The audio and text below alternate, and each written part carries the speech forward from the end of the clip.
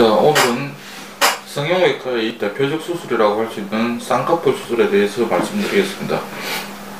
누구나 쌍꺼풀 수술은 할 수 있지만 사실 이 쌍꺼풀 수술이 성형외과 의사에게는 어떻게 보면 아주 쉬울 수도 있지만 가장 까다롭고 또 탈도 많고 말도 많은 그런 수술 중에 하나입니다.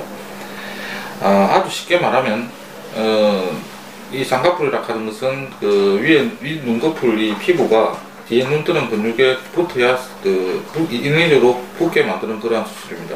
그런데 이 쌍꺼풀 수술에 대해서는 아주 잘못된 오해도 많고 잘못된 상식도 많고 또 틀리게 알고 있는 사실들이 많습니다. 눈이 작은 경우에는 눈이 좀 더 크고 또렷하게 보이게 하고 또 인상이 날카로운 경우에도 속쌍꺼풀만 있더라도 아주 선하고 부드러운 이미지로 바뀌게 합니다. 가장 많이 하는 오해 중에 하나가 우리가 쌍꺼풀 수술 중에 흔히 말하는 매몰법, 즉 째지 않고 찝는 수술로 하면은 안 째니까 아주 자연스럽고, 째고 하는 절개법은 째니까 피도 많이 나고 부자연스러울 것이라는 오해를 많이 하시는데 그게 가장 잘못된 오해 중에 하나입니다. 제가 20년 동안 하면서 다른 병원에서 온 환자 중에 매몰법을 했는데도 불구하고 1년 동안 붓기가 빠진 것 같아 부자연스럽다 이런 경우를 많이 봅니다. 그것은 왜냐하면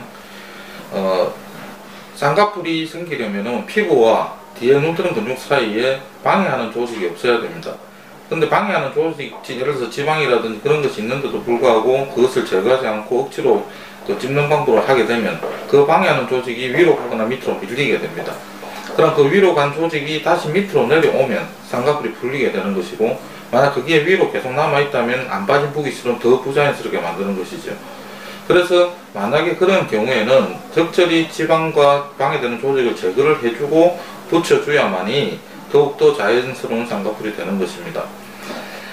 따라서 피부도 아주 얇고 지방도 없고 눈도 비교적 큰 경우에는 절개법을 하든 매몰법을 하든 자연스러운 쌍꺼풀이 잘 나오지만, 눈도 작으면서 두껍고 이런 눈은 매몰법을 했다면 거의 99% 풀리든지 더 부자연스럽게 됩니다. 절개를 한다고 해서 흉터가 크게 남는 법은 거의 없고, 제가 20년 동안 해오면서 저한테 받은 쌍꺼풀 환자 중 뭐 다른 불만은 있을 수 있겠습니다만서도 부자연스럽다든지 흉터가 크게 보인다든지 그런 경우는 단 한 번도 없었습니다. 그리고 다른 성형수술과 마찬가지로 이 쌍꺼풀 수술은 특히 욕심을 내면 안 되는 수술입니다. 특히 눈의 경우는 재수술을 많이 하면 할수록 그 모양을 찾기가 힘들고, 이 눈꺼풀 부위는 얇기 때문에 그 흉터라든지 그런 굳은 살이 많이 생기면 더더욱 수술을 하기 힘들게 되기 때문입니다. 만약에 작고 자연스럽게 된 경우에는 다음에 만약에 본인이 원하면 크게 재수술하기는 비교적 쉽습니다. 그러나 크고 진하게 된 쌍꺼풀이 마음에 안 들어서 다시 작게 만들고자 할 때는 그 재수술도 아주 어렵고 그 결과도 비교적 좋지가 않습니다. 따라서 다른 수술도 마찬가지겠지만 특히 이 쌍꺼풀 수술만큼은 항상 모질한 듯이 해야 실패를 하지 않습니다. 제가 감히 이야기를 하자면 제가 항상 그런 식으로 수술을 해왔기 때문에 20년 동안 저는 거의 쌍꺼풀을 만들어도 그 환자가 성형외과에 설사 취직을 하더라도 그 성형외과 의사가 이 쌍꺼풀 수술을 했는지 자기 건지 모를 정도로 그렇게 자연스럽게 해왔고 또 그만큼 자신이 있습니다. 그것은 꼭 제가 잘해서가 아니라 제가 항상 말하는 무리하지 않는 성형수술을 하기 때문입니다. 감사합니다.